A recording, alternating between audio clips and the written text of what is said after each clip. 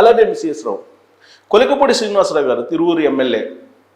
ఆయన ప్రస్తుతం అక్కడ ఉన్నటువంటి తెలుగుదేశం పార్టీకి సంబంధించినటువంటి నాయకులు క్యాడర్ నుంచి వ్యతిరేకతను ఫేస్ చేస్తూ ఉన్నారు.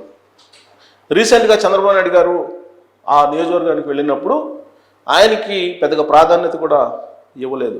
కారణం ఇప్పటికే ఆయన మీద నివేదికలు అధిష్టానానికి వెళ్ళాయి. ఆయన్ని మార్చుకోవాలి పద్ధతి అని చెప్పి చాలా సందర్భాల్లో చెప్పారు. అయినప్పటికీ ఆయన పద్ధతిలో మార్పు రాలేదు. తాజాగా చంద్రబాబు నాయుడు గారు విజిట్కి వెళ్ళినటువంటి సందర్భంగా కూడా కొలికపూడికి ప్రాధాన్యత లేకపోవడానికి కారణం కూడా అదే. మరి ఇలాంటి సందర్భంలో కొలికపూడి గారు ఏం చేయబోతున్నారు రాబోయేటువంటి రోజులు అంటే, కొలికపూడి గారి రాజకీయ ప్రస్థానాన్ని కనుక చూస్తే చంద్రబాబు నాయుడు గారు చెప్తూ ఉంటారు సంక్షోభం నుంచి అవకాశాలు అందిపుచ్చుకోవాలని.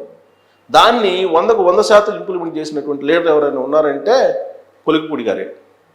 కారణం ఏంటంటే అమరావతి రాజధానికి భూములు స్వచ్ఛందంగా ఇచ్చి రైతులు ఇబ్బంది పడుతున్నటువంటి సమయం అది ఒక రకంగా చెప్పాలంటే ఆ ప్రాంత రైతులకి సంక్షోభం. ఆ సంక్షోభంలోకి కొలికపూడి శ్రీనివాసరావు గారు ఎంటర్ అయ్యారు. దాని నుంచి ఆయనకు కావాల్సింది కేవలం 2 ఇయర్స్లో రాబట్టగలిగారు. అదే రాజకీయపరమైనటువంటి భవిష్యత్తు. సాధారణంగా ఏ రాజకీయ పార్టీ నాయకుడికైనా ఏ రాజకీయ పార్టీ అయినా సుదీర్ఘకాలం ప్రజాసేవ చేస్తే అప్పుడు రాజకీయపరమైనటువంటి భవిష్యత్తు, రాజకీయంగా ఎదుగుతారు. పైగా చట్టసభల్లోకి అడుగు పెట్టాలంటే ఒక జీవితకాలం సరిపోతుంది పోరాటం. అంత ఈజీగా రాజకీయ బ్యాక్గ్రౌండ్ లేనటువంటి వాళ్ళకి అది దక్కదు.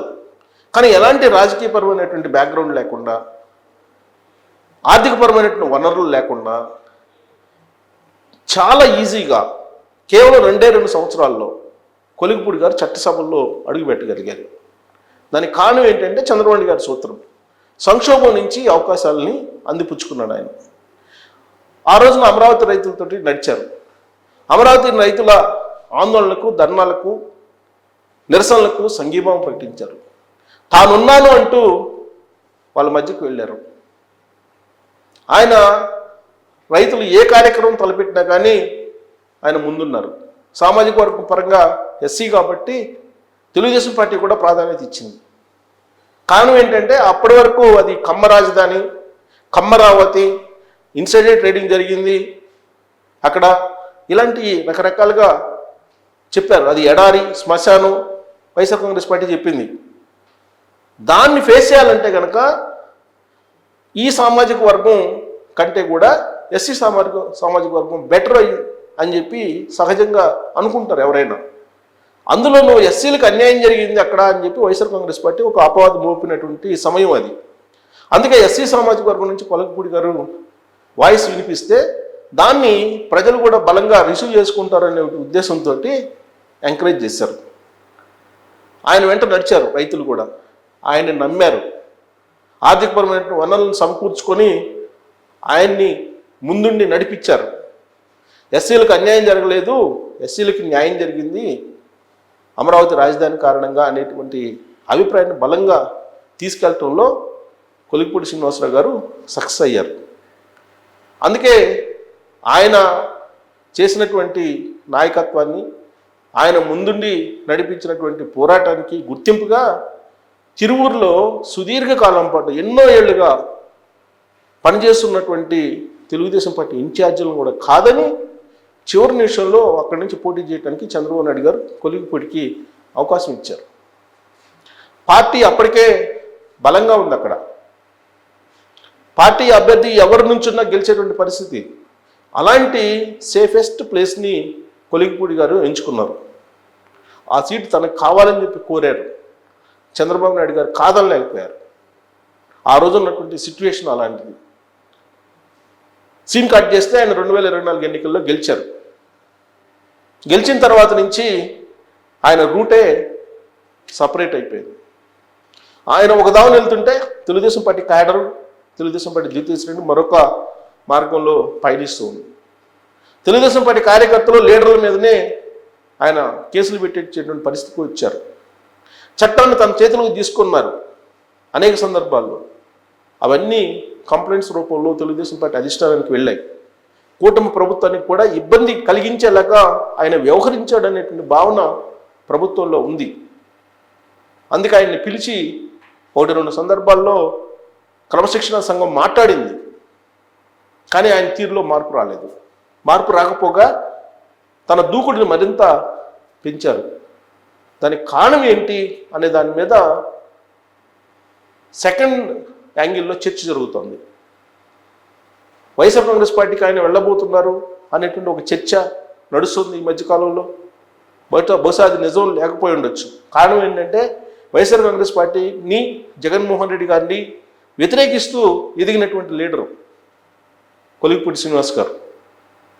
అందుకే బహుశా వైఎస్ఆర్ కాంగ్రెస్ పార్టీలోకి వెళ్ళడానికి అవకాశం ఉండకపోవచ్చు. కానీ ఒక ఆల్టర్నేటివ్ అనేది ఆంధ్రప్రదేశ్ కావాలనే స్లోగన్ చాలా కాలం నుంచి ఉంది. ఆ ఆల్టర్నేటివ్ని ఏర్పాటు చేయడానికి జగన్మోహన్ రెడ్డి గారే అనేక సందర్భాల్లో ప్రయత్నం చేశారు. దాంట్లో పేర్ని నాని, బొత్స సత్యనారాయణ గారు, జేడి లక్ష్మీనారాయణ గారు, కత్తి పద్మారావు గారు వీళ్ళందరూ ఒక తాటి మీదకి వచ్చేయడానికి ప్రయత్నం చేశారు. ఒకప్పుడు బహుజనులందరూ కూడా ఒక వేదిక మీదకి రావాలి అనేటువంటి ఒక ప్రయత్నం చేశారు. ఆ ప్రయత్నం వెనక జగన్మోహన్ రెడ్డి గారు ఉన్నారనేది అప్పట్లో వినిపించినటువంటి మాట. కానీ అది వర్కౌట్ కాలేదు. 2019 ఎన్నికలకు ముందే బహుజనుల రూపంలో ఒక పార్టీ రావాలి, ఓట్ బ్యాంక్ చీలిపోవాలి అనేటువంటి ఒక ప్రయత్నం ఆ రోజున జగన్మోహన్ రెడ్డి గారు చేశారనేది తాడేపల్లి వర్గాల్లో బలంగా వినిపించినటువంటి రాజకీయ స్లోగన్, రాజకీయపరమైనటువంటి ఒక న్యూస్ అది. కానీ అది ఏ కారణం చేతనో 2 సార్లు మీటింగ్ అయ్యారు, కానీ అది వర్కౌట్ కాలేదు. బీసీలు, ఎస్సీలు, కాపు సామాజిక వర్గానికి సంబంధించిన కొంతమంది నాయకుల్ని ముందు పెట్టి ఒక పార్టీ పెట్టించాలనేటువంటి ప్రయత్నం జరిగింది. ముద్రగడ పద్మనాభం గారు దానికి లీడ్ చేసేటువంటి ప్రయత్నం కూడా చేశారు. కానీ అది ఆదిలోనే ఆగిపోయింది, ముందుకు కదలలేదు. సీన్ కట్ చేస్తే 2024 ఎన్నికలు వచ్చాయి. 2024 ఎన్నికలకు ముందు ఈ ప్రయత్నాలన్నీ జరిగాయి. బట్ 2024 ఎన్నికలకు ముందు అది వర్కౌట్ కాకపోవడంతో కూటమి ప్రభుత్వం సక్సెస్ అయింది. కూటమి ప్రభుత్వం అధికారంలోకి వచ్చింది. బట్ రాబోయేటువంటి రోజుల్లో కూటమి భాగస్వామ్య పక్షాలు చీలే అవకాశం లేదు అని చెప్పి క్లియర్గా అర్థమవుతుంది ప్రజెంట్. ఆ విషయాన్ని పవన్ కళ్యాణ్ గారు పదే పదే చెప్తున్నారు. రాబోయేటువంటి 15 సంవత్సరాల పాటు కూటమి ఇలానే ఉంటుంది, ఎవ్వరూ దీన్ని చీల్చలేరు అనేటువంటిది చెప్తూ ఉన్నారు. అందుకే ఇప్పుడు మరోసారి ప్రత్యామ్నాయ పార్టీ అనేటువంటి ఒక ఆలోచన మళ్ళీ మొలకెత్తుంది తాడేపల్లిలో అనేది వినిపిస్తుంది. దాంట్లో నుంచి ఇప్పుడు వినిపిస్తున్నటువంటి పేర్లు కొలికిపూడి శ్రీనివాసరావు గారిది అనేది ఇప్పుడు విజయవాడ సర్కిల్లో, పొలిటికల్ సర్కిల్స్లో చక్కర్లు కొడుతున్నటువంటి న్యూస్. సో రాబోయేటువంటి రోజుల్లో తెలుగుదేశం పార్టీకి ఆయన గుడ్ బై చెప్పి కొత్త పార్టీ దిశగా అడుగులు వేసేటువంటి అవకాశం ఉంది అనేది ఇప్పుడు సోషల్ మీడియాలో, అలాగే కొన్ని పొలిటికల్ సర్కిల్స్లో స్ప్రెడ్ అవుతున్నటువంటి ఒక ఊహాగానం. ఇప్పటివరకు అయితే ఊహాగానం అది. సో జగన్మోహన్ రెడ్డి గారు ఇండైరెక్ట్గా చేస్తున్నటువంటి ప్రయత్నం ఫలిస్తుందా అని అంటే దీంట్లో బ్రదర్ అనిల్ రోలు ఏంటి అనేది కూడా మనం మాట్లాడుకోవాలి. బ్రదర్ అనిల్ ఆయన ఒక పాస్టర్, రాజకీయాలకి దూరంగా ఉంటారు. ఇండైరెక్ట్గా రాజకీయ జోక్యం మాత్రమే ఉంటుంది, డైరెక్ట్గా అయితే ఉండదు. ప్రస్తుతం షర్మిల కాంగ్రెస్ పార్టీ ఏపీ ఇన్ఛార్జ్గా ఉన్నారు. ఆవిడ రాబోయేటువంటి రోజుల్లో కీ రోల్ పోషిస్తారు గెలుపు ఓటములో విషయంలో, రాబోయే ఎన్నికల్లో అనేది ఒకటి వినిపిస్తుంది. మరి బ్రదర్ అనిల్ ఒకనొక సమయంలో అసలు షర్మిల చేత కొత్త పార్టీ పెట్టించాలనే ప్రయత్నం ఆంధ్రప్రదేశ్లో చేశారు. ఆయన అనేక చోట్ల చర్చి పాస్టర్లతో కూడా మీటింగులు పెట్టుకున్నారు. బట్ అది వర్కౌట్ కాలేదు. కాంగ్రెస్ పార్టీ చీఫ్గా ఇప్పుడు షర్మిల గారు ఉన్నారు. మరి ఈయన కొలికిపూడితోటి సహకారం తీసుకొని మరి షర్మిల దిశగా ఆయన నడిపించేటువంటి ఆలోచన చేస్తారా, లేదంటే కొత్త పార్టీ పెట్టుకొని షర్మిల గారు కూడా బయటికి కాంగ్రెస్ పార్టీ నుంచి వచ్చి థర్డ్ ఆల్టర్నేటివ్గా ఏర్పడేటువంటి ప్రయత్నం చేస్తారా? అసలు ఏం జరుగుతుంది ఆంధ్రప్రదేశ్లో? రకరకాలుగా ఊహాగానాలు అయితే వస్తూ ఉన్నాయి. ఇప్పుడు అస్పష్టంగా ఉంది రాజకీయపరమైనటువంటి పరిస్థితి. దానికి స్పష్టత రావాలంటే మరికొంత సమయం పట్టచ్చు. కానీ ఒక థర్డ్ ఆల్టర్నేటివ్ దిశగా అడుగులు పడుతున్నాయి అనేది మాత్రం వినిపిస్తుంది. దాంట్లో షర్మిల ఉంటారు అనేది ఒకటైతే, కొలిగిపూడి గారు కూడా ఉంటారు అనేది ఇంకొకటైతే, బ్రదర్ అనిల్ ఈ మొత్తం ఆపరేషన్ చేస్తున్నారనేది ఇంకొకటి కూడా వినిపిస్తుంది జగన్మోహన్ రెడ్డి గారికి వ్యతిరేకంగా. ఆ ఊహాగానం నిజరూపం దాలుస్తుందంటే కొలిగిపూడి గారి స్పీడ్ని కనుక చూస్తే బహుశా ఆయన్ని ముందు పెట్టి 2024 ముందు ఏదైతే జగన్మోహన్ రెడ్డి గారు అనుకున్నారో 2029 ఎన్నికల నాటికి సాకారం చేయాలి అనేటువంటి ఒక ఆలోచన చేస్తున్నట్టు ఇప్పుడు వినిపిస్తుంది కొన్ని రాజకీయ సర్కిల్స్లో. మరి ఇది వర్కౌట్ అవుతుందా? మరి కొలిగిపూడి శ్రీనివాస్ గారు ఆ ప్రయత్నం చేస్తారా? ఆ దిశగా వెళ్తారా? జగన్మోహన్ రెడ్డి గారు ఇండైరెక్ట్గా ఆయన మీద చేస్తున్నటువంటి ఆపరేషన్ ఫలించేటువంటి అవకాశం ఉందా అనే దాని మీద మీరు కామెంట్ చేయొచ్చు. Thank you.